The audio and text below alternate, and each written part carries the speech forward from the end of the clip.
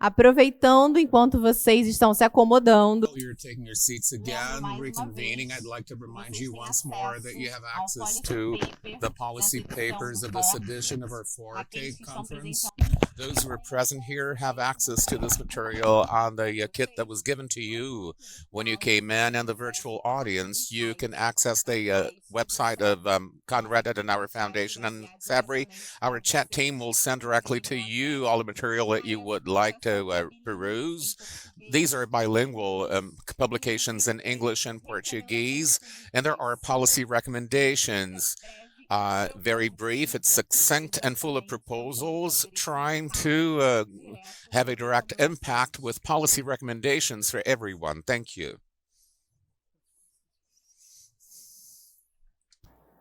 Queridos participantes, dear participants, we are getting to our last panel, the 20th edition of this year's Forte conference. It's a topic that was thought of for us to close with it's the capstone of our debate, and to generate debate on stage and through interaction with the audience. Our panel called Systemic Rivalry, Autocracies versus Democracies in International Security. I would like to highlight this question mark, which is exactly the goal here is to come up with reflections and food for thought for us to understand the limits and the weaknesses and strengths of a vision that provides a dichotomy, that creates a dichotomy in the international system between autocracies and democracies, and fosters further debate on the analysis of political debate as it impinges on international security. To look into this topic more deeply, I'd like to invite on stage for his moderation the professor from the German Armed Forces University, Dr. Carlo Massala, please. And the speakers, the former General Secretary of UNCTAD and Emeritus Counselor Advisor to CEBRI, Ambassador Rubens Ricupero.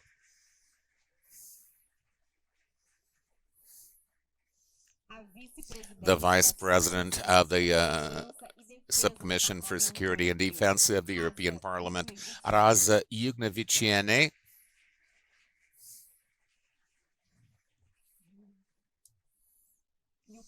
And the senior researcher at the Institute of Social Sciences of the University of Lisbon, Andrés Malamud. You're all very welcome on stage. Thank you. I wish you all a wonderful debate. Hello, ladies and gentlemen. Olá, senhoras e senhores. Panel between you and a nice weekend. So we try to make it short and crispy, and we try to be as provocative as we can. A lot of topics which are subject of this panel have already been discussed during the whole conference, and all the buzzwords have been mentioned, like multipolarity, unipolarity, bipolarity, democracies, autocracies. So basically this is a wrap-up session. I know that the last panel is always conceived as the peak performance of every conference. I hope we can live up to the expectations. And I'm not tempted as a moderator to do what seems to be a very good tradition in Brazil, that male moderators will chat for 10 minutes about the subject. So I will dwell immediately into 3 questions we want to discuss here on the panel. I mean, you saw it, systemic rivalries, democracies versus autocracies, question mark. So the first question is this the right dichotomy? Second question is, if this is the right dichotomy, what kinds of consequences will this have for international security? And the third topic, which has already been discussed here during the whole conference, what will be the role of Brazil/Latin America in this new world order? Last remark, we all know that this dichotomy comes from the national security strategy of the Biden administration, where basically it's mentioned that the new fault line, dividing line of international relations, according to the US, will be the one between democracies and autocracies. And it has a long-standing tradition. I mean, I don't recall if it was George Bush who funded the caucus of democracies in the United Nations and the Warsaw Conference under Bill Clinton. So actually it's nothing new, but it seems to gain a new momentum. So this is everything from my side. The rules here are each speaker has 12 minutes. And I preemptively apologize that I will cut you all off the mic after 12 minutes because I want to have a Q&A, 12 minutes. I want to have a Q&A with the audience. And having said all this, I first give the floor to Rasa Juknevičienė for her introductory remarks. Please, ma'am. Okay, thank you so much. First of all, I would like to thank organizers for inviting me. It's my first visit to this continent, not only to Brazil. Maybe I'm not the first from European Parliament to speak in the conferences like this, but I think I am the first from Lithuania, from the country which is very far away from here. But on the other hand, I know a lot about Brazil because South America was a very important destination for many migrants from my region, from my country, to come here. I see very young audience, young people, the future of Brazil. So myself, I am not a theoretician. I am politician. Practitioner. So this topic, its title is about what the war in Europe is about. So I will concentrate on that mainly. I returned from Kiev, from Ukraine last Friday. After visiting Ukraine, one understands that now is the time of truth. Therefore, my speech will be very open and direct. And this is not Ukrainian crisis, as many like to say.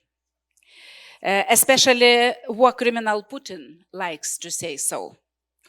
This is the war against democracies, war launched by dying colonial empire against free nation. In order to understand the present, it is necessary to have a good understanding of history. The 19th and 20th centuries were the centuries of colonial collapse. Their centers and metropolises become mainly democracies, and this was the end of most colonies. However, one colonial empire, which is still the world's largest state, retained its colonial nature, though it changed its name and its peripheries were liberated, like my country. I am talking about Russia, a country whose imperial colonial nature goes back several centuries. My nation was under the Tsarist Russia for 150 years. It was a brutal time. Communists took over the Tsarist Russia later, but the colonial nature remained. Half of my life I was forced to live under dictatorship because Lithuania was occupied by USSR before I was born. These were the times when half of European continent was still covered by red color of communism. The Communist Party in Kremlin was dictating everything. Sovietization, Russification, collectivization, deportations, terror against all colonized nations. I and my generation, we were lucky to take part in the liberation of my country. The same happened with many more nations, with Ukrainians as well. After the collapse of the USSR, unfortunately, Russia did not become a democratic state, as we all expected. Neither has China, whose reforms have transformed its economy, but whose communist dictatorship has remained. After the collapse of the Soviet Union, there was a hope that never again will become a reality forever. It was hope that two terrible dictatorships, Nazism and communism, are gone forever. It was a mistake. Nazism, which destroyed millions of people, was condemned and Hitler's surviving co-defendants were sentenced to Nuremberg. But the crimes of communism, which began under Lenin, were particularly horrific under Stalin and continued after his death, have remained unacknowledged. This is one of the reasons why there is war on the European continent today. Putin is Hitler and Stalin in one. Recently, the parliamentarians of NATO countries in their assembly adopted a resolution in support of Ukraine in which they called Putin's Russia policy as Russism. This is 21st century Nazism and communism in one. It seeks to destroy the Ukrainian people, just as Hitler has been destroying the Jews, and Putin is waging the same imperialist war that Stalin waged. If anyone thinks that this is war only against Ukraine, they are very mistaken. It is a war against democracies. It is an attempt to dictate to the world its order. That is what the communists and Nazis wanted. The Soviet Union has called an empire of lies. I testify that it was. But we did not believe that lie when we lived there.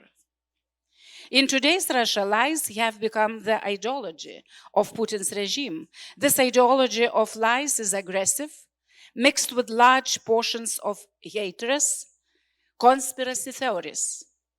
Its effects can be seen and felt far beyond Russia's borders, in Africa, South America, and elsewhere. Fortunately, Europe is waking up, is emerging from the influence of the Kremlin, and no, it is not NATO's fault that Putin started killing people. There was no NATO expansion. It was we who wanted to join NATO. NATO did not come by force. We wanted protection from aggression Russia. Today, more than 80% of Ukrainians want to join NATO. It is a pity that some NATO countries are not ready for such a step. What to do? Paradoxically, only arms can bring sustainable peace to the European continent. All the weapons needed for Ukraine to defend itself and liberate all its lands has to be provided. It's emotionally very difficult to argue with those who say that Russia's war against Ukraine must be resolved through diplomacy and dialogue. It is as if you yourself are in favor of war. If you say that there is no other way to win that than provide Ukraine with weapons. Yes, unfortunately, it is no other way. All others were already used. The situation is similar when a doctor, I am a medical doctor, when a doctor needs to decide on treatment. Only surgery can save a life. Pills will not help. If we do not help, peace may come, but it will be temporary and with catastrophic consequences for international security. Russia will attack again when it recovers, and China will also learn its lessons. All dictatorships will be winners. That would be a disaster. Now we have a chance for a sustainable, stable peace. There is no need to fear a Russian defeat. Putin lost this war in the first weeks of aggression. He was stopped by brave Ukrainians near the capital, Kiev. Now Putin is just killing. He is not able to take Ukraine. The Russian Putin regime must be defeated, it must fail, just as Hitler failed. Germany, with the help of the democracies, overcame Nazism, was denazified, and only this is the way to liberate the Russian people. It is a tragedy of Russian people what Putin did, as it was a tragedy of German people, what Hitler did. I am one of those who believe that Russia can become a normal, non-aggressive state. Russians can also live in a democracy. And certainly, neither I nor other Lithuanians are Russophobic. On the contrary, Putin is the biggest Russophobe, because he keeps his people in prisons. He is afraid of free people, as all dictators are. So my main message today to this audience, especially to the young people, don't be afraid to stay on the right side of the history. Ukrainians are fighting for your future as well. Help them to win. Thank you.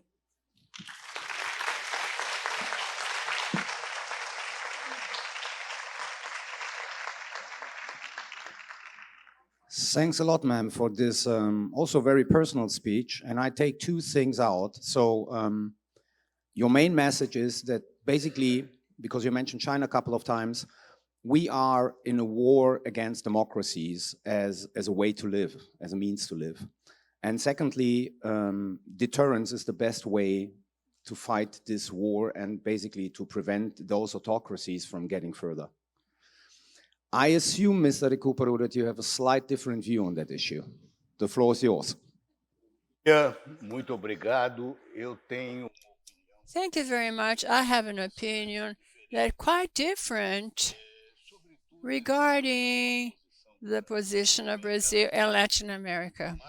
But I would say that as an explanation of rivalry, systemic rivalry, this dichotomy, autocracy against democracy, is wrong from the point of view historical and factual one.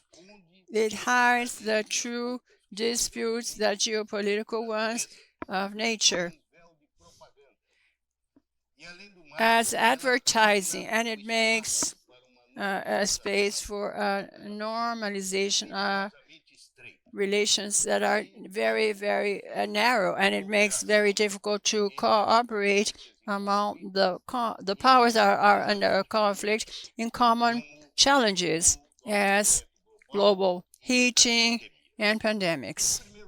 In first place, the description doesn't show the reality of the facts. Russia and China are autocracies for a long time and never avoided them to have normal relations with the United States and Europe until recently.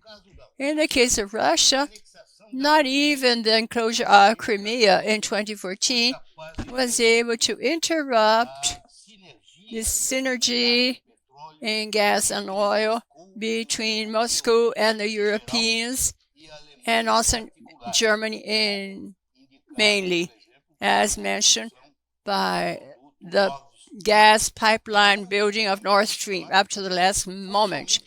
It was only after the aggression against Ukraine that the situation worsened, not due to any change in the sense or greater or smaller autocracy. The reason of the invasion, as we know, were geopolitical and traditional in their own nature. They had to do with statements by the Russians of security and a hidden agenda of imperialism of the old-fashioned style. Likewise, China, in a long time, it still is an active partner of Occidental countries, Western countries, until the moment recently that the United States started to feel challenged because its importance in the world scenario. Normally, the concrete reasons for the dispute were geopolitical and not ideological, mainly the statement of Chinese power in the South Sea of China, in those islands, and also in the surroundings, as well as threats against Taiwan. In second place, it was only with the Biden government that started the description of autocracy and democracy. Putin was already autocrat, and Trump had a policy against China, but he never described it as a struggle against democracy because he would be incoherent considering the little democracy trait of Trump and the perspective of him winning the elections next year. So what will happen? Will he still struggle with democracy and autocracy, or will he change his slogan? So, in fact, the Democratic Party in the United States always wanted to make a mess in their policies under idealistic approach, and they did this as an advertising reason. The old Cold War of the past had an ideological strong component, but it finished 30 years ago. We don't have this anymore. Of course, it coincides. The powers in conflict have different regimes, but it's not this difference in regimes that brings a conflict. These are other reasons. And in third place, and finally, if this were a truth, the implications would be terrible because we could only wish for peace in the day that Russia and China would change their regimes. Of course, the Chinese and Russian governments would feel threatened mortally, and this would bring a hardening of their approach. And on the other side, we couldn't imagine that this situation would allow cooperation on climate or pandemic. So disregard the first part. The second part, which is a role that has to be held by Latin America and by Brazil. I will talk as a Brazilian, but I believe that in great part our interests coincide with the ones. I'm sorry, where's a problem in the map? We face this competition as a competition for power in geopolitical terms, although they have been present other elements as well. Therefore, why Brazil has mentioned in the United Nations the Russian attitude? The answer is very clear. Brazil doesn't accept the invasion of Ukraine as an unjustified aggression and unprovoked against a sovereign country. The subsequent violation of the land integrity of Ukraine by the enclosure of provinces, likewise war crimes, are great violations of the Charter of the United Nations, of the basic principles of international law and conventions on human rights, and also of the agreements of humanitarian law. What Brazil does not approve is not the Russian autocracy. It's a dangerous attack against the standards and principles of the international system based on legal rules, like is contained in the Charter of the United Nations and the treaties. Brazil is not a nuclear power, as everybody knows. In fact, we are the only country that is not a nuclear country in the category that George Kennan used to call monster countries, that I think is much better than the category of BRICS, that is something invented by the financial market. So, the monster countries are the ones that have continental land and population of hundreds of millions. So, United States, Russia, China, India, and Brazil. These are the countries. Brazil is the only one of this group that doesn't have nuclear weapons and doesn't want to have nuclear weapons. It is not a military conventional power because our capacity is defensive only. We do not project power out of our country. Now, our participation in the Charter of the United States and to a system based on rules is not only a result of our moral conviction. It's also an issue of high interest and high preservation because Brazil is an unarmed country. Also, by selfishness, Brazil has to be in favor of law because we don't have protection. So Brazil is not hard power in the way to put pressure with weapons. The power that we have is soft power, are the influence of the moral example, of persuasion of ideas, Pacific negotiation. And also I have to mention, it's not because of pride. Brazil practices what we say, because thanks to diplomacy, Brazil keeps peace with our 10 neighbors for more than 153 years, which is a country in the world that has 10 neighbor countries and can say the same thing. Since the end of the Triple Alliance War against Paraguay. Therefore, regarding the current conflicts in the world, Brazil doesn't have any interest in this. We don't have any threats, apart from its alliance to the system based on law. Our country, geographically, is very far away, different from Lithuania. It's very far from the hot spots of the conflict areas, Eastern Europe, Afghanistan, East Asia, and Africa.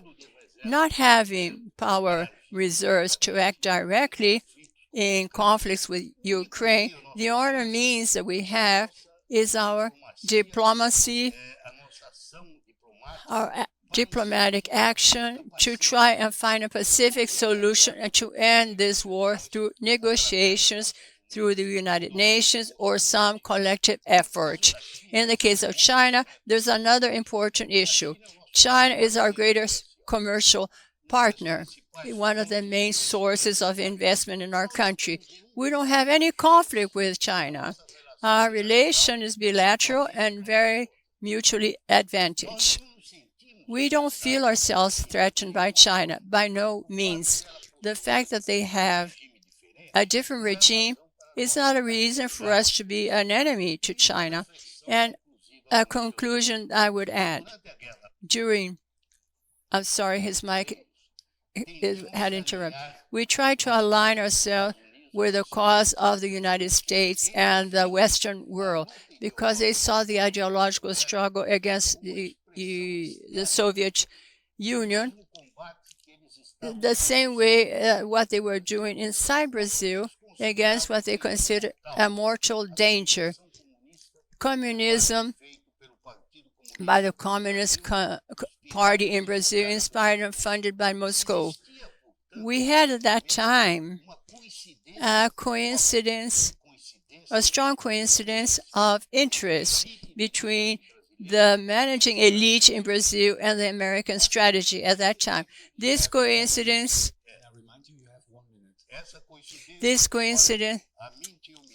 they had told me, Mrs. Ariana said that we had 15 minutes. Therefore, it's not... I said 12 minutes.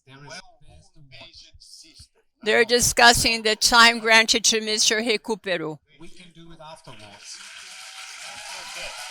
O meu protesto. Registro o meu protesto. Essa coincidência.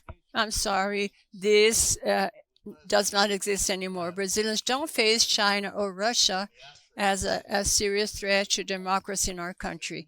That's a reason that our priorities are not in the area of defense, but in other areas. In our serious challenges in social inequality, racial inequality, diseases, poverty, and destruction of the Amazon, environmental degradation. All the problems that represent, in fact, real threats to our internal cohesion and also democratic wishes. Thank you very much.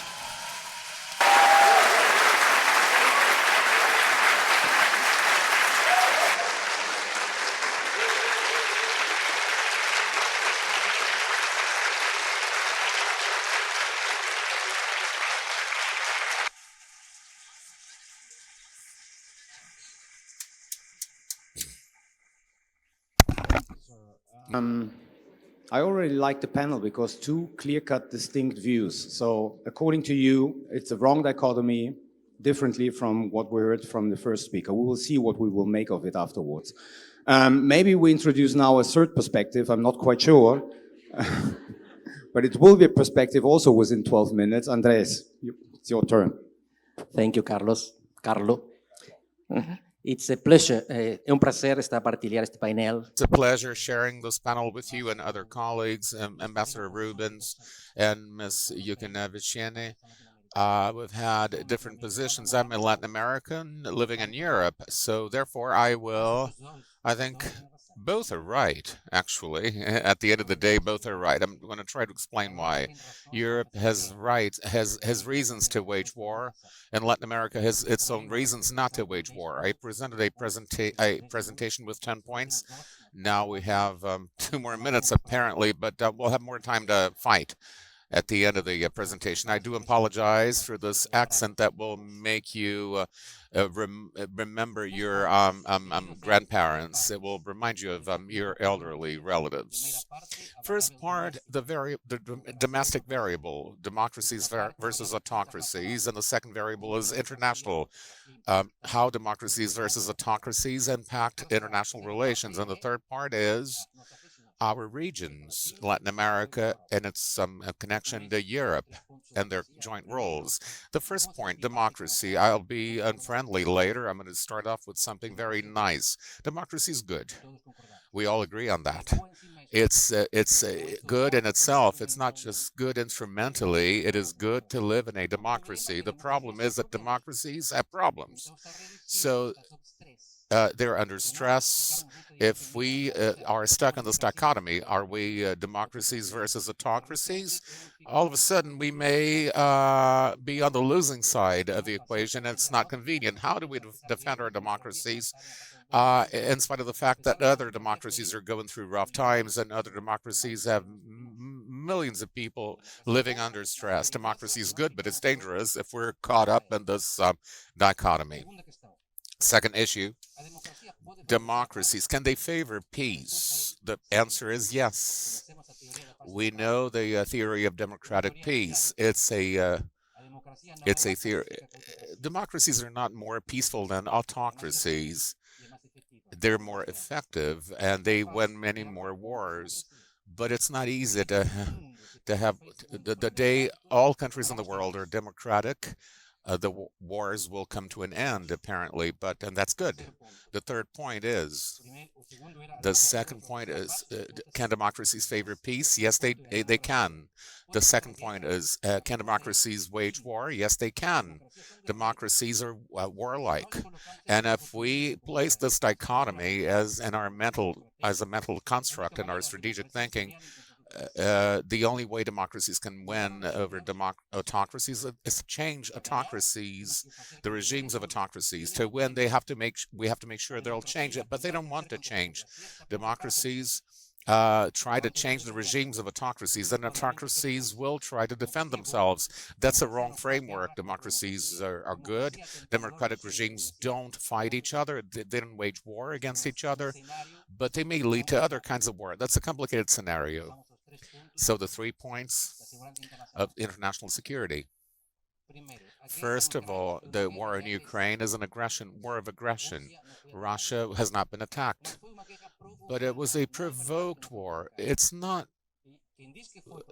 Those who say that it was provoked are McCain and Mersheimer. The enlargement of NATO has provoked Russia, and McCain says the non-enlargement of NATO provoked Russia.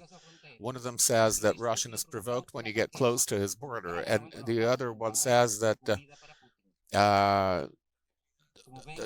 Ukraine has become like a dish for Putin to eat off. Provocation is not a crime. Invasion is a crime. Provocation is not a crime. Russia must not invade the Ukraine. It doesn't matter if it's been provoked. Aggression, in fact, it's a problem. Whoever says that people shouldn't wage war on each other if they are really bent on democracy, it's a problem. This invasion is not justifiable. The fifth point is Brazil talks about the promotion of a multipolar world. I think it's a conceptual mistake, and it's been talked about before. Multipolarity and the number of powers that inhabit the international system, multilateralism, and the strategy that these powers adopt. polarity is a structure. So is the polar world. Bilateralism, multilateralism are strategies. We cannot produce a multipolar world through the will of our own thinking, but we may produce a multipolar world. That's very important for us to know the limits to people's political will, because that comes a sixth point I would like to bring to your attention: the strategy that countries may assume, alignment or autonomy. Europe talks about strategic strategies, strategic thinking, autonomy through participation. But autonomy, for what reason should we have autonomy? What's the positive side of not being ruled over by other people? But if we're not able to produce an effect on the nations around us, autonomy must have a reason behind it. It depends on certain things as well. As my Brazilian colleague Otávio Bernat, we studied the foundations of foreign relations of three countries in Latin America: Brazil, Argentina, and Mexico. We chose a certain set of issues. Mexico and Brazil are very realistic. We studied the ideology of the president of Congress over the 7 years, the level of commerce with the United States, power gaps between Latin America and the U.S., and Mexico and Brazil have responded to gaps in power in their foreign relations. What's the difference vis-a-vis other powers in the world? Argentina has different reasons. Nobody knows the reasons of Argentinian foreign relations, unfortunately. It was a power which, but its foreign relations depend on domestic factors, not international factors. That's how it's gotten into trouble. But then that's important, and that we're going to be talking about in the last few points. Power determines, the power gaps determine political foreign relations. Is the U.S. powerful? Is the European Union powerful? So we want to share values, and we wanted to trade with these big powers. But what about domestic policies in Latin America? The seventh point is Latin America is a region not defined exclusively by geography.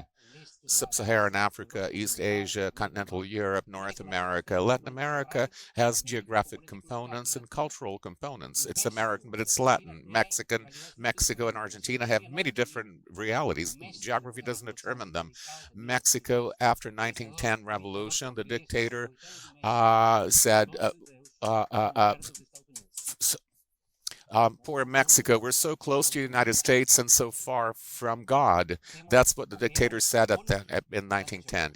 We have, it's better to actually stay away from certain people than to wage war on them. So geography can play a positive role in that. Latin America is increasingly irrelevant, and that is a big issue we must face. That is said by Europeans off the record, and it's voiced. It's a concern voiced by Latin Americans. Latin America is less relevant than all other regions, and we used to be more relevant in the past in Latin America, and is that bad? Not necessarily. It is a fact in diplomatic circles that it's not on the table, it's on the menu, really. Latin America is not on the table. But it's not even on the menu. The menu is far away from our site. Far from sight. So, next to last point, relations between Europe and Latin America. We talk about natural partnerships. We talk about Eurocompatibility between Latin America is the most Euro-compatible region of the world. We get along fine. It's a good relationship. It's a family-based relationship. But how much power do other continents have? Where's the money? The Green Pact is fine. The world of the future is fine. That's doing good. But what about, where's the money? We have difficulties with drugs produced in Latin America and sold in Europe. And the big challenge here to security in Latin America is not the war itself. It's organized transnational crime. That's the big problem here, the big issue in Latin America. Latin America has 8% of the world's population, 5% of the world's trade, 35% of world's murders, 0% of wars. There are no wars in Latin America. There's a lot of crime, but no wars. And this crime can be studied by those who contributed to it. And the last question to wrap up, what's the role of Latin America in the world? From the point of view of the most important country in the region, which is Brazil. And I'm not talking about Brazilian food. I've had the chance to participate 10 years ago of a meeting of Portuguese diplomats with a High Commissioner of the European Union. I've been invited, I don't know why. Chatham House says that what we talked about at that meeting cannot be divulged, cannot be publicized. This person talked about the reform of the Security Council of the United Nations. He said three things. Number one, it's not going to be reformed. Forget about it. There are 4 countries wanting to get in, and other 5 countries, Argentina and Mexico, don't want Brazil to get in. Germany doesn't want Italy to get in. Pakistan doesn't want India to get in. So, and there's a crucial veto of 5 powers in the Security Council that don't want a reform at all, and forget about it. So, secondly, there shouldn't be reform. Powers should be in the Security Council, not a green power. Not good-willing countries. We have to have armed countries with weapons who can ensure peace. And reform.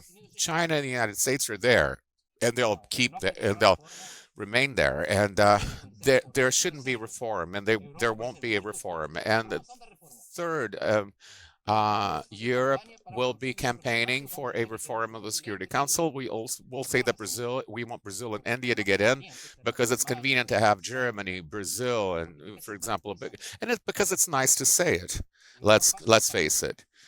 Europe is campaigning knowing that it won't happen, and believing that it just won't happen.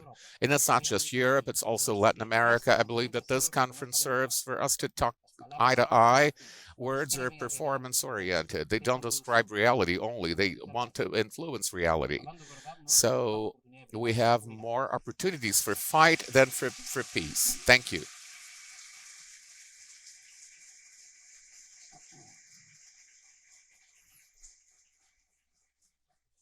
Thank you, Andrés, for It wasn't exactly a third view, but it was a balanced view. So before I ask the panelists some question, and then we will broaden it up to the audience, I just want to make one thing.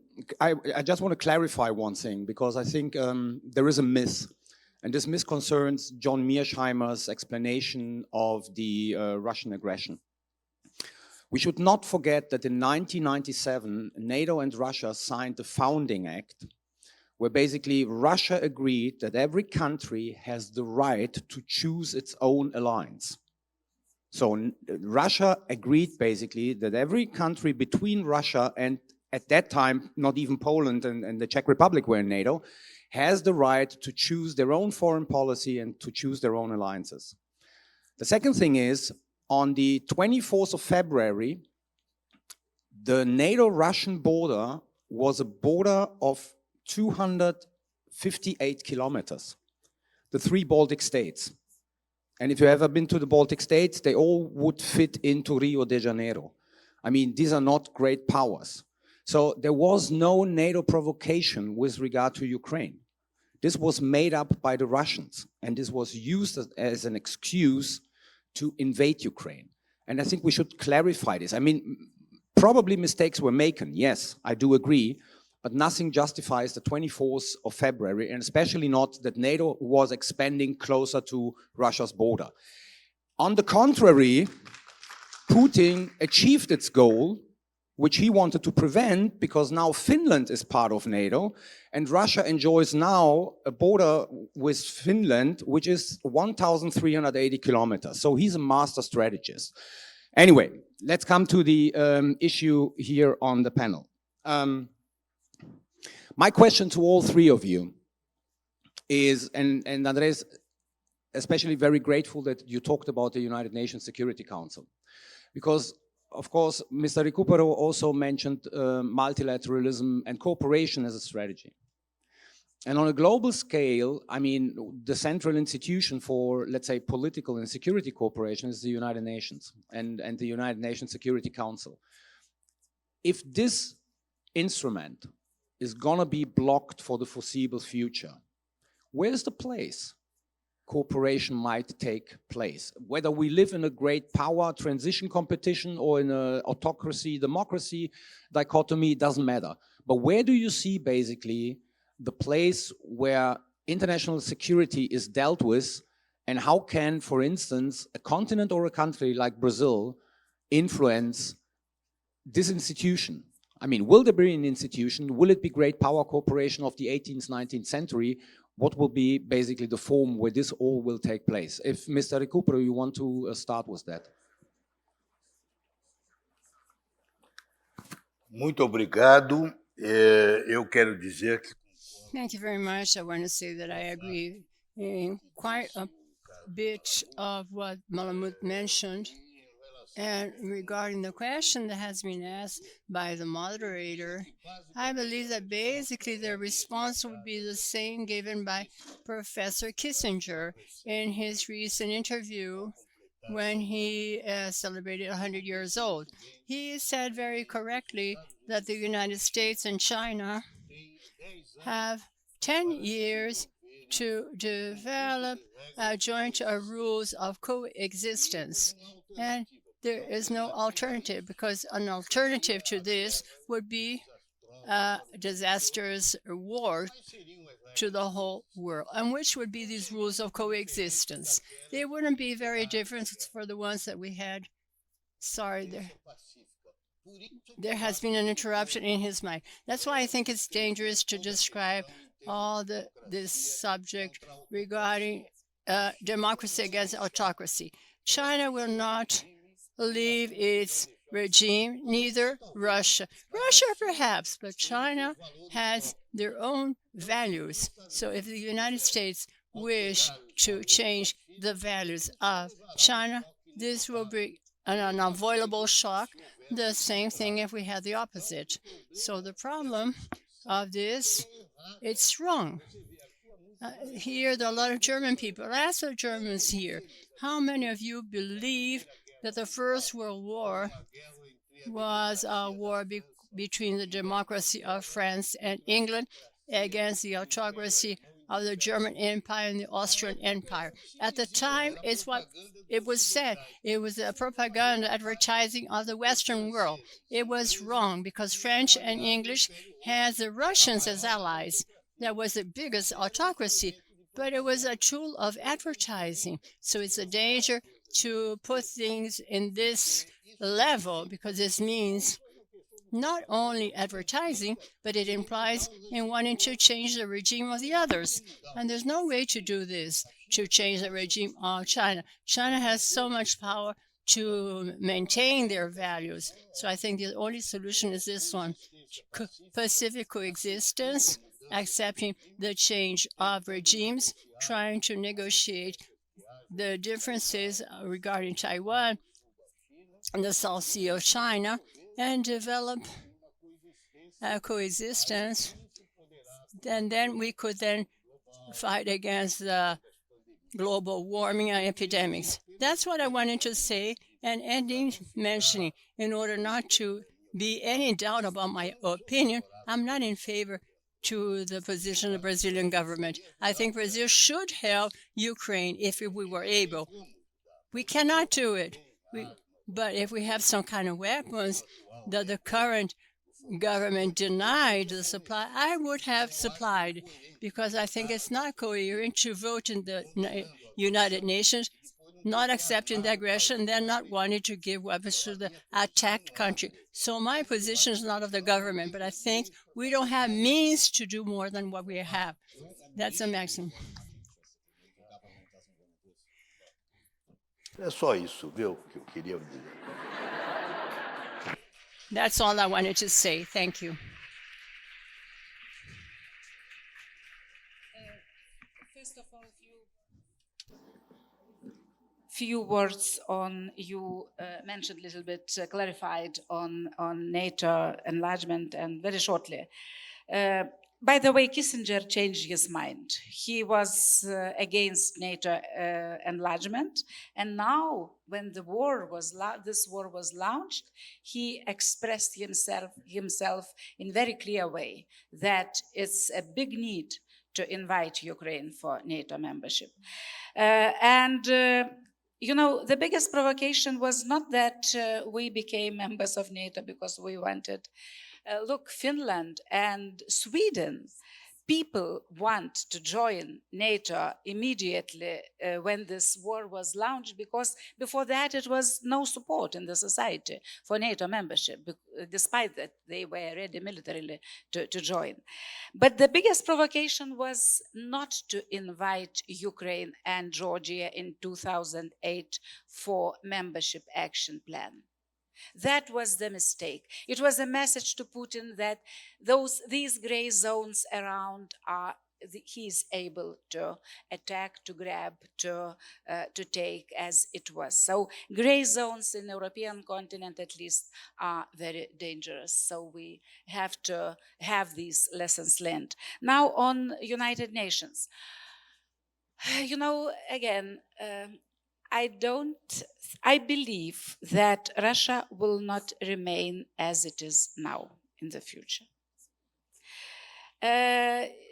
Yes, this audience is very young to remember the times before the Soviet Union collapse. But myself, for example, in 1985, as young medical doctor in Lithuanian province, I didn't expect that time will come and I will speak in front of this audience as member of European Parliament. The change came in 5 years. I mean, 85, and in 1990, we voted for independence and everything changed. Despite that, very many people around globally, they thought that Soviet Union is so strong, so big, so powerful. Armed forces are very powerful. And today, what do we see today in the front line, or what happened last year with this, when Putin launched this war? He lost this battle for Kiev immediately. And many other reasons. I would not now take much your time saying that, yes, I believe that change is possible in Russia after this war, especially if, of course, I believe that Ukraine will win. And that will start changes in Russia, and maybe we will have different council in United Nations. Yes, China will remain for a long time in front as it is. I think I am not the best expert on China. I will go to Taiwan in 2 weeks. I'm invited, and there I will get some maybe more useful information and experience. But without Russia, as it is now, Putin's Russia in Council in United Nations, I think the change also will come. Thank you, ma'am. Andrés.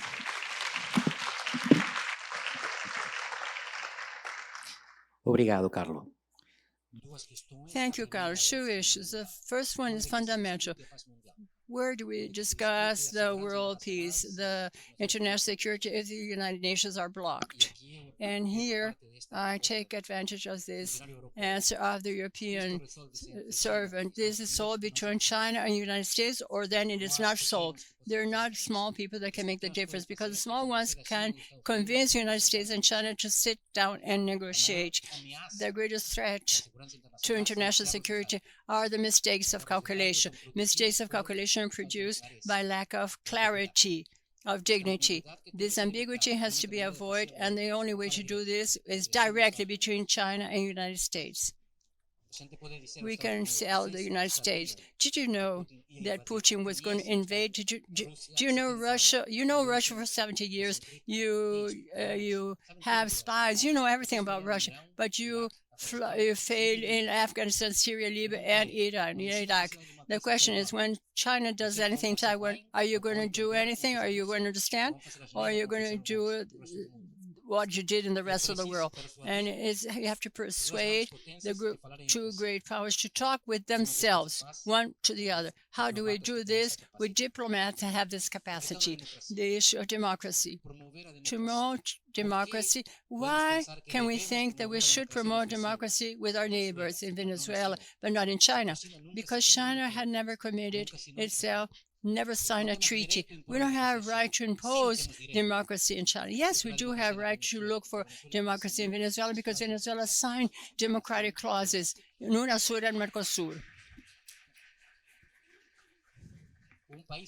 A country can only demand what the other promised to respect. Cuba is another story. Legitimacy of Cuban history is revolutionary. It's not historical. Venezuela promised and didn't comply. It's different that China never promised. So invade is illegal as altering the regime of someone who didn't commit themselves with the regime that we're in.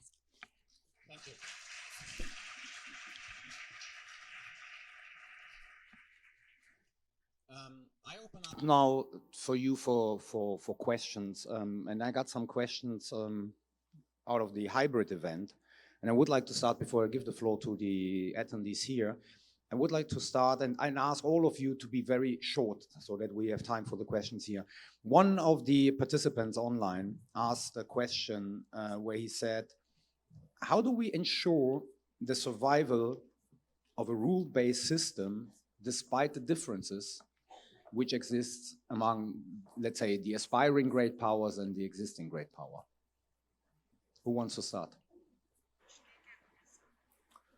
Não, eu acredito que sim, porque I believe yes, because to comment a little bit what was said by Andrés Malamud just now, in the case of the United Nations, the Security Council was launched as a body of collective security. The basic idea in 1945 was that security in the world would not be ensured anymore by countries individually, but would be a collective security. However, this concept of collective security depends on the agreement among the great powers that have a permanent seat in the Security Council. Since the very beginning, it was clear there was no agreement between the Soviet Union and the United States. Therefore, the collective security didn't operate, but it was replaced by a modus vivendi. What is a modus vivendi? But both sides developed in an informal way, not according to formal rules of the Chart of the United Nations, but it was developed basically after the Berlin crisis and the Cuban crisis. This modus vivendi that lasted a long time because never again we had such a severe episode where the two great powers almost reached a nuclear war. This modus vivendi was based on a mutual respect on different regimes. It was based a bit on the respect of influence zones. The United States, for example, wouldn't intervene in 1956 when the Red Army emptied the Hungarian rebellion and didn't intervene when they had a rebellion in Eastern Germany, or later when the Soviet intervened in Czechoslovakia. And likewise, the Russians, after the Cuban experience, neither intervene in American areas. So I don't see any other exit unless the one of respecting the differences of the regimes and of what in the current map we have in the world. This system based on rules? Yes, it is, because rules are not always written. The English Constitution, in great part, are rules that are not written. Rules that are not written, that are respected. When they are violated, of course, there is no more system based on rules. But I believe that we still have a system based on rules. We will not do this once we have a third world war. Then there's no more. rules. Thank you.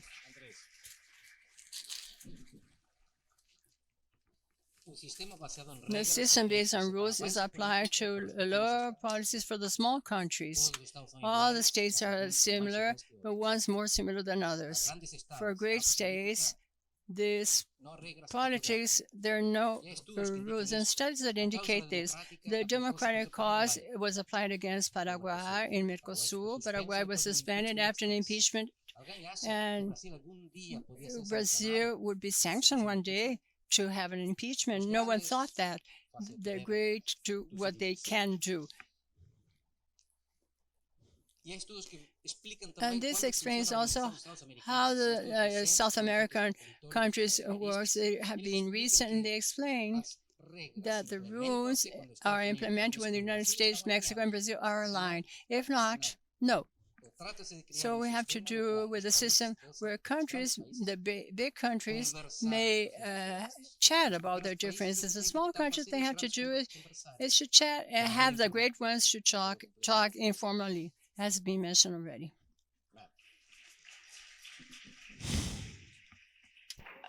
Of course, the world will remain diverse. And life itself is not an easy challenge. In the families also, everybody have many challenges. No perfect families, no perfect nations, no perfect countries, no perfect unions. But for me, what it comes to my mind, listening to your question, European Union, the basics or the fundamental value of European Union is rule of law. Enlargement of European Union was important step forward, and we are in front of the next enlargement. Western Balkans, Eastern Partnership countries, Ukraine became candidate state country as candidate. Moldova, yesterday, a huge gathering in Moldova was to show the solidarity with that country, and that it's a lot of challenges in front. But rule of law will remain as fundamental, basic value for European Union. Despite that, we have today problems with Hungary, which is trying to behave differently, some tensions with Poland, and it's happening. But it's no other way, just some basic values, and rule of law is one of the most important. I don't know if countries in other regions, other continents will follow the same example as we decided to organize our life in this part of European continent we call European Union. But as I see today, like countries like Ukraine, like Moldova, other countries, they also want very much. So it's like also defense from something from the wars, from attacks against us, and rule of law prevents wars, and rule of law prevents us from bigger disasters. So it's not easy, but I think this example is one of the best we have now globally. Thank you.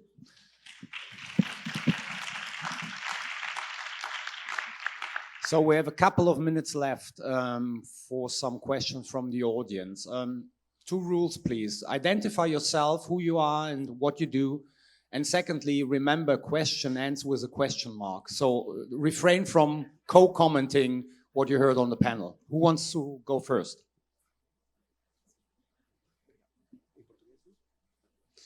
Boa tarde, eu me chamo Felipe Figueiredo, sou professor e jornalista. Professor and journalist, I would like to thank you for the panel. It was a great quality, and everybody is in agreement with this. I would like the panelists in the sense of autocracy versus democracy has been mentioned now. Hungary, for you to please, the euphemism of democracy, liberal, because Hungary is a country of nature, and European Union. Turkey is of nature and is not a democracy. So we have this autocracy democracy scenario really, as Ambassador Ricupero mentioned, it's advertising considered Occidental bloc countries. Thank you. We take 2 or 3 questions. Who wants? Mais uma pergunta, 1 ou 2 perguntas, por favor. Quem gostaria? Levante a mão, por favor, microfone. A senhorita na terceira por favor. Temos espaço para mais 2 perguntas no máximo. Good afternoon, I'm Julia. Management and Defense Studies at UFRJ. I would like to ask a question having to do with what would be a way to improve the question of the war between Russia and Ukraine. I didn't understand exactly the question of we have to sell weapons to Ukraine because that's all we can do to help them out. We know that there is an imbalance of power, armed power between Russia and Ukraine. Russia has a lot more power and weapons than Ukraine, and Ukraine is getting into debt to buy weapons. Wouldn't it be a way to speed up the end of independence of the Ukraine? How come democracy is not being considered as a card on the table to end the war between Russia and Ukraine? So, 1 more question and then I'll give it back To the audience. The gentleman over here in the 4th row on my left.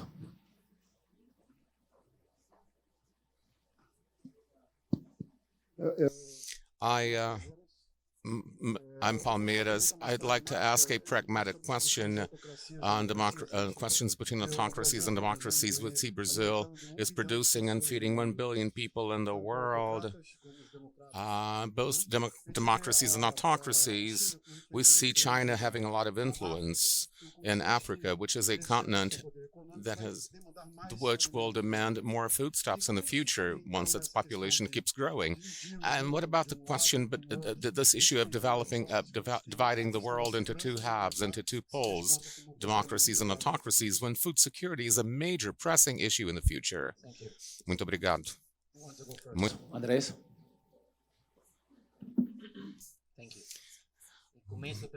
Muito obrigado. First of all, thank you. The question of illiberal democracy, it's a grave, acute problem in the developed world. In Latin America, we have other problems with democracy. It's not a liberal crisis. It's a crisis of representativeness. In Brazil, we know that whoever won the election and the one in second place got a lot of votes, and same thing happened in Argentina. But in Peru, the president ousted recently had 19% of the vote. Boric in Chile had 25% of the vote. Guillermo Lasso in Ecuador, likewise. So it's not even 1/3 of the parliaments. And the Peruvians, Beto Vergara just wrote an article saying that the 3 factors that are corroding democracies in Latin America, first one of them is the fragmentation, electoral party fragmentation. Secondly, the amateurism of political leadership. And the third factor is the rupture of the link between society, the representativeness link between society and the powers that be. Power is in South America and Latin America.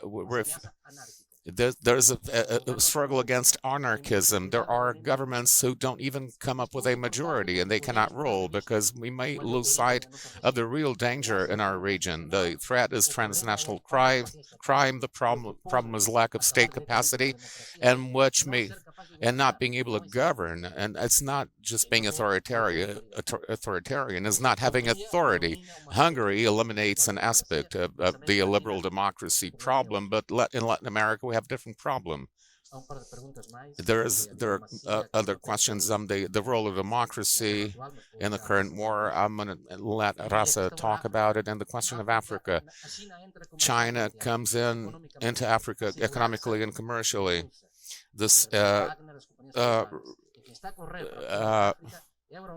Europe actually has its sights on Africa as well. It's a problem of the future. We didn't have that problem in Latin America. Each region in the world has a different problem. It's not the same solution applied in every single case. It is like a new topic To be about speaking about Hungary, Turkey, and everything else. Shortly, just Hungary, of course, is a very hot topic on EU agenda, European Parliament as well. Before yesterday, they had, I was not attending the plenary where a resolution was adopted on Hungary asking European Council to stop Hungarian presidency next year because we are rotating each other, during the presidencies. And that is, of course, very, very, very bad case, very bad example for others. But I would not say that Hungary is not democratic country, like Turkey, that is not democratic country. Election were fair. It was some complaints, but it's not nothing to say about that is something similar to Belarus or to Russia. So yes, these are challenges, and I don't have any good answers for you today. I can say very openly. Now on your question about, I don't agree that Russia is stronger than Ukraine. Behind Ukraine, we are united in solidarity, about 50 now democratic countries around globally supporting Ukraine in various support. And Russia, I mentioned already, I think that Russia, like Soviet Union was before collapse, is country which is not so as strong as many believe.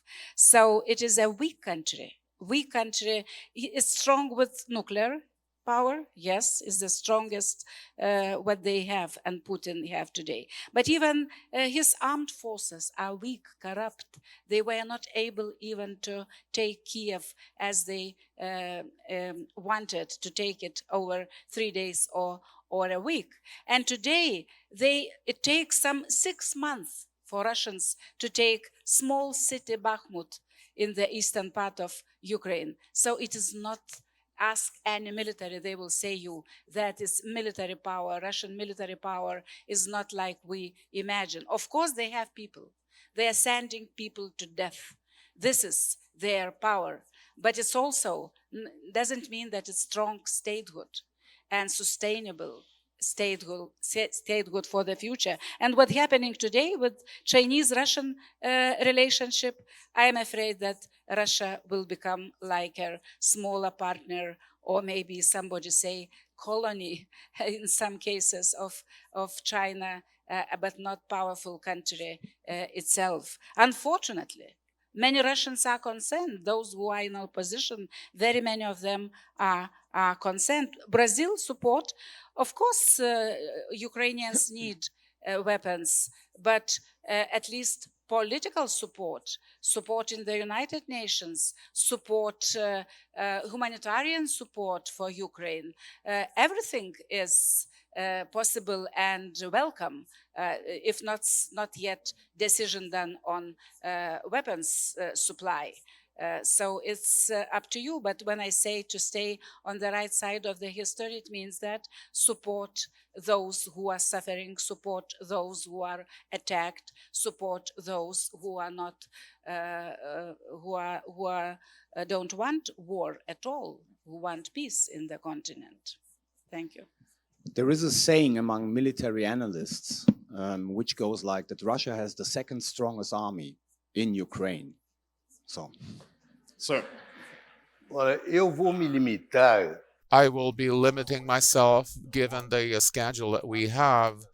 I will make 2 remarks in relation to the issue of democracies, illiberal democracies. I thought it was very interesting and very smart, this question actually, because it brings to our debate a concept that had been absent so far. My 2 remarks are the following. First of all, the issue of democracy in Hungary. We know that in Hungary, the European values are not being respected. about homosexuality, about several issues. However, the European Union as a whole respects the difference of the regime, which is exactly my point when it comes to China.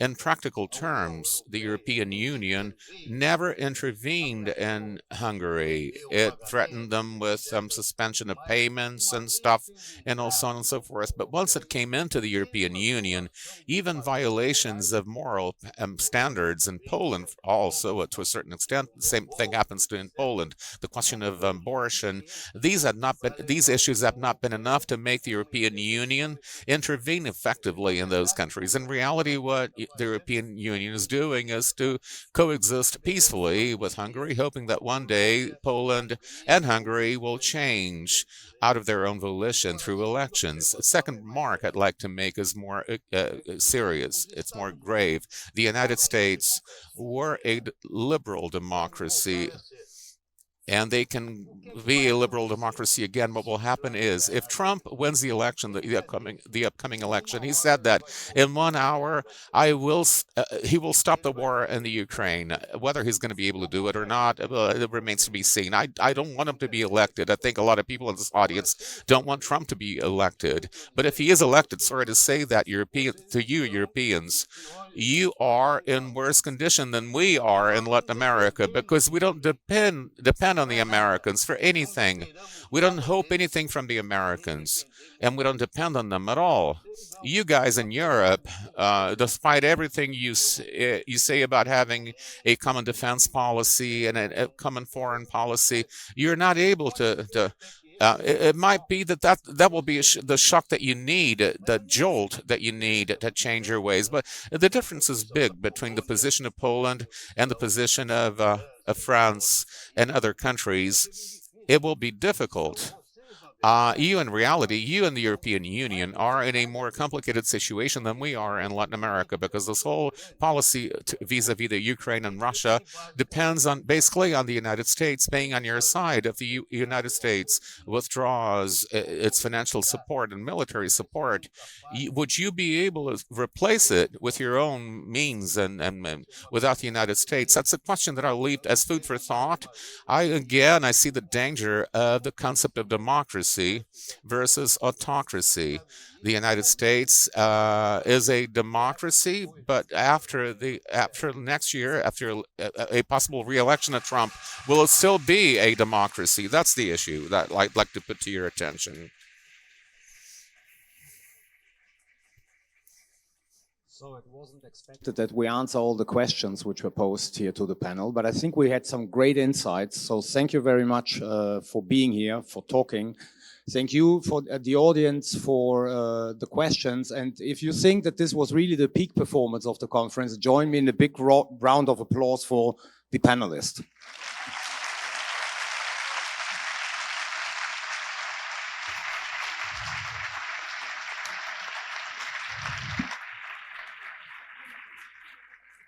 Muito obrigada a todos vocês, palestrantes. Very much to all of you panelists. I told you that we would close our conference with on a grand scale. This was a wonderful panel. I'd like to give you some information. We have reached successfully our mission of offering a strategic venue here to discuss, debate the largest topics of our current times. And we're proud to say that we had over 2,000 participants enrolled. We had a total of 30 countries listening in, and it's the first time this is a milestone of this year. For the first time, the Forte Conference managed to reach all of the continents. So I'd like to thank you all for your presence, people in the audience and the virtual audience. And I must tell you that we have the presence here of content generators on social media about international affairs. They helped us publicize the Congress. Felipe Figueiredo, Xadrez Verbal, is here with us. Thank you to Petit Journal with Daniel Souza. These were influencers that helped us disseminate the contents of this conference. So we're thanking them, and Uni Pauta with our dear Mariana Albuquerque.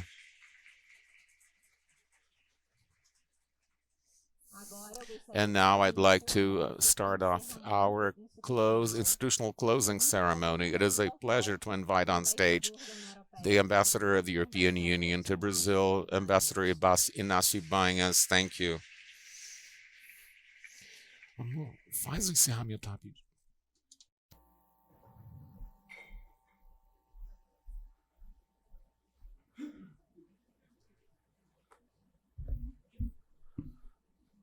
Bom dia, ou já no sistema brasileiro, boa tarde. Temos uma grande diferença entre a Espanha e o Brasil. Big difference between Spain and Brazil.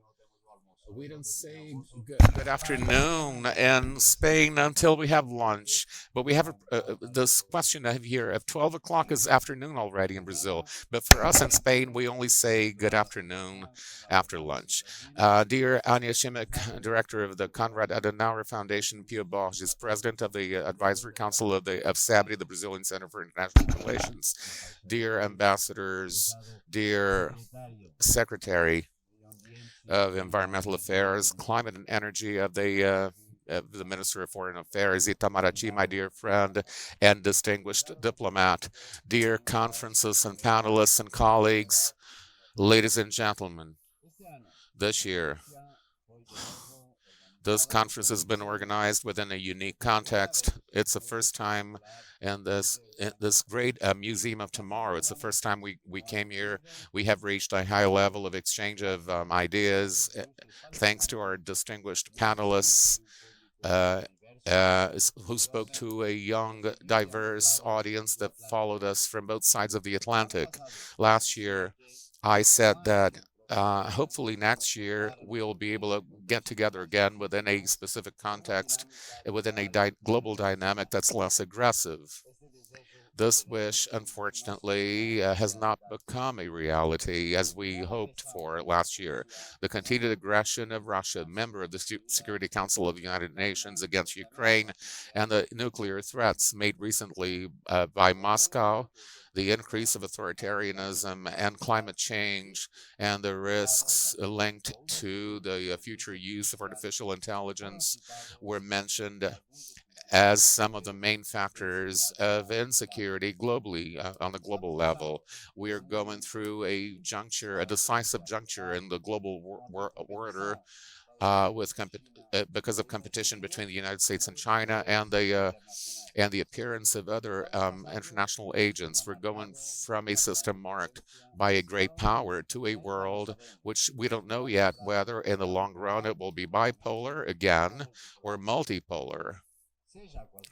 Whatever the end result of this process, we must ensure that the international system will remain permanently based on rules and not on strength, on power alone. That requires a demonstration of an ecosystem that caters to the needs of all. A system that we inherited from the Second World War can be reformed to face new challenges, thus becoming more representative and more effective. In the context of the new agenda for peace, the European Union calls for a reform to turn the Security Council of the United Nations more inclusive, more transparent, and more responsive, reinforcing the voice of regions that are not represented on the Council, including Latin America and Africa. The Security Council of the United Nations, as it is today, cannot deal with a perfect storm, as we call it. The current blockade of the current difficulties of the Security Council to deal with the war in Ukraine is the best demonstration of that. The absence of this effort will become the proliferation of informal arrangements inevitable, with the dispersion of efforts and deepening the ability of multilateral institutions to deal with this challenge. Some of them, like the G20, can help us, but we need to either adapt ourselves to new realities or come up with new arrangements. The strength of power also, it matters more because if it's bipolar or multipolar. Might does not make right. Force doesn't give a right. As we've seen the last days, the use of economical coercion in the case of the war between Russia and Ukraine has brought the focus on resilience, security, and supply and investment in infrastructure in the sector of economical relationships, globally speaking. In this sense, partnership for economical agreements like the succession of Mercosur and European Union agreements have to be engagement platforms on long term between their participants, viewing to ensure a strategic autonomy linked to the full respect to multilateral regulation. Europe and Latin America have before them the opportunity of intensifying their participation and contribute to the overcoming of divisions and rebuilding the multilateralism, considering power return. We represent 1/3 of the members of the United Nations. As Enrique Mora, political director of Foreign Affairs Service, next week, European Union will publish a report on its relationship with Latin America and the Caribbean in order to increase this relation. The European summit between CELAC, scheduled for June in Brussels, will allow us to reactivate this other relation in the transatlantic. We don't only have to recognize what links us as natural partners, we have to consider the future and work together as partners that have a dialogue and consult themselves, and we should try the best to find joint solutions for common problems, results of the environment of current urgency. We must continue with a dialogue and diplomacy, discussing and challenging if necessary, but always working together in order to identify solutions. We affirm the availability of the European Union to mold the global context based on the pillars of rule of law in the Charter of the United Nations. Allow me some words, personally speaking. This has been my fifth and last fort of Copacabana as ambassador of the European Union in Brazil. It was an honor to be part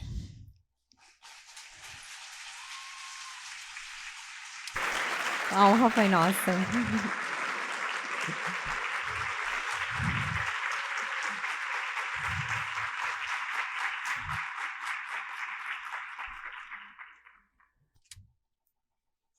It was an honor to be part of this very important event, and above all, it was a privilege to work once again with Konrad Adenauer Foundation and with its marvelous director, Anna Jimek, and with her team.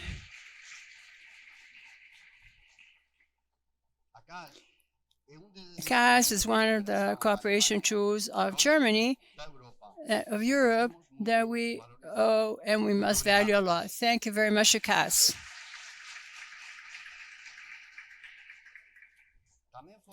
It has always been a great experience to know and work with the Brazilian Center of International Relations. It's incredible, the expertise of its president, Bill Borges, and of his team. CEBRI is one of the best examples of the strength and vitality of Brazilian society in Brazil.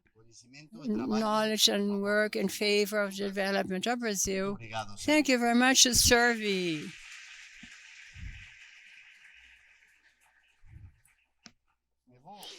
I leave with a great feeling of satisfaction, gratitude of having been part of the FORD team. I will be here in the next editions as a participant, who knows, as a speaker, who knows, one day. Thank you very much, and a great continuation to all of you. All of you. The 20th edition of the FORD is ended. We can start now to prepare ourselves the 21st edition. Thank you very much.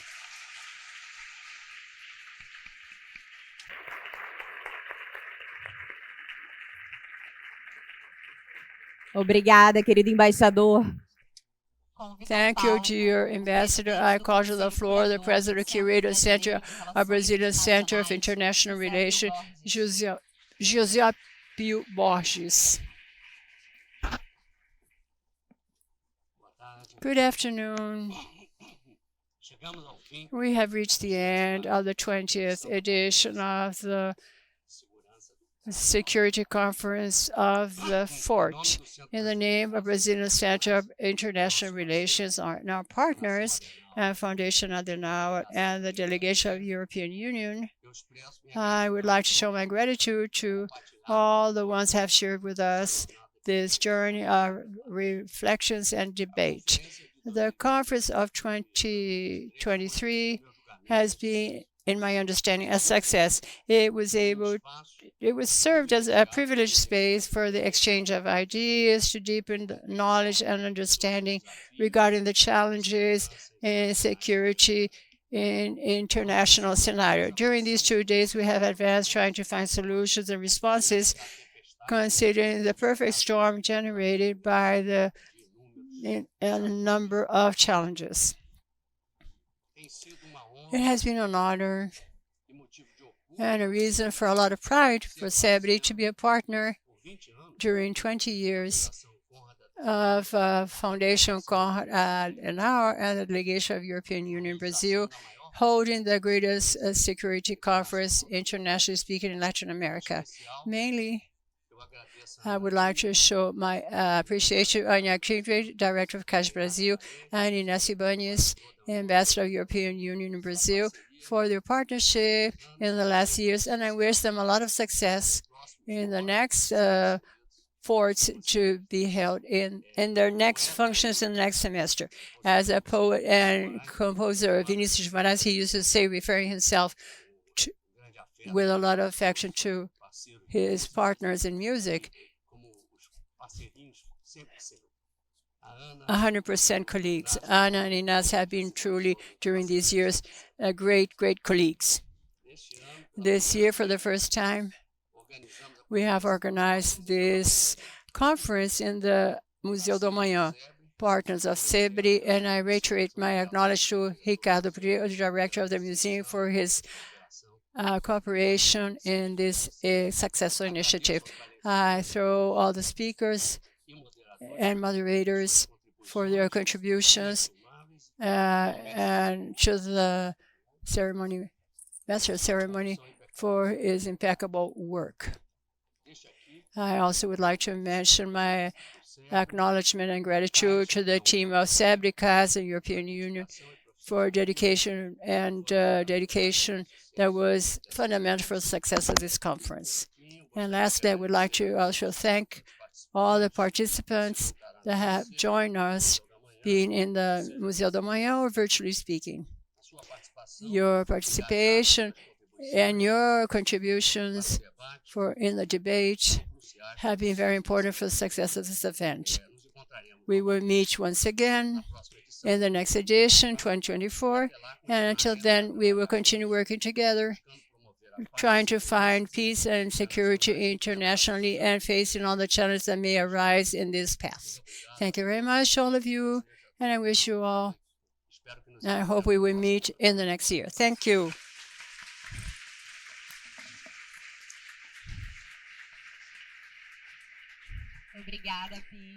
Thank you, Pio. I call to the floor the Director of Foundation Konrad Adenauer in Brazil, Anya Chimek.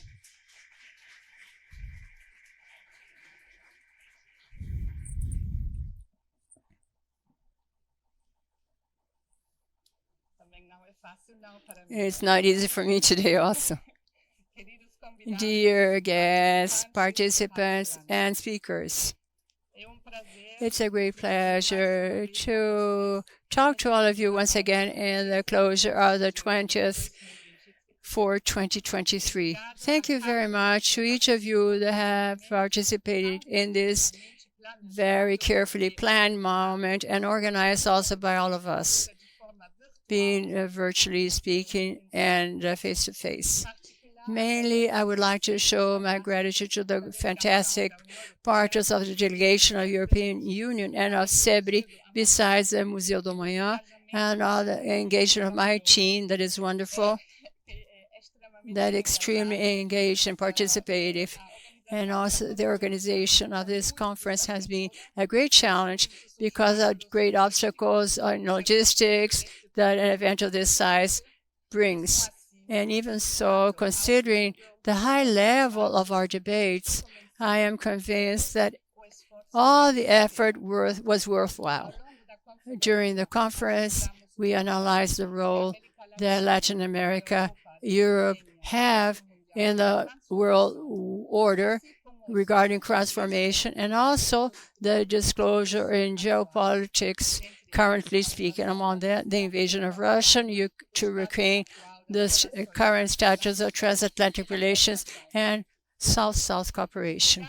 We started our thematic panels showing a multilateralism perspective, talking about the role of international organizations facing a perfect storm, that is, facing multiple challenges simultaneously. And we reiterate the importance of multilateralism, and we also stated possible paths for the maintenance of stability internationally speaking. And also then we also debated the global political state and possible strategic partnerships in a scenario marked by a traditional and its impacts as economical sanctions, structural attacks, criticism, and also the supply of essential goods. We are witnessing a traditional war with resources to new technology. Our third panel promoted a debate, very interesting one, regarding AI and its implications in ethics, as well as the requirement of implementing regulation that have to be adequate to its development. And lastly, we ended the conference with a golden key, bringing a geopolitical debate of rivalry, having the opportunity to hear different opinions on the limitations against democracies and autocracies in an international system, always showing defenses in relativism to democracy. With a lot of statements and interrogations, we have an important consensus. Facing a perfect storm, international cooperation, mainly among Latin America and Europe, have a strong power importance. We have had authorities and experts in favor of cooperation, bringing this conference of the Fort a main forum of discussion on security and maintenance of peace in Latin America. Thank you to each of you that have participated in this expected momentum by all of us. And besides that, I would like to also extend my gratitude to all our interpreters, the technicians, the organizing teams, speakers, and dear guests. I am very happy to close the 20th Conference of Security of the Fort, and I also take the advantage to say my goodbye to you. This has been my last fort, as Ignacio has mentioned already, and it has been my last event for Konrad Adenauer Foundation in Brazil. After 4 years,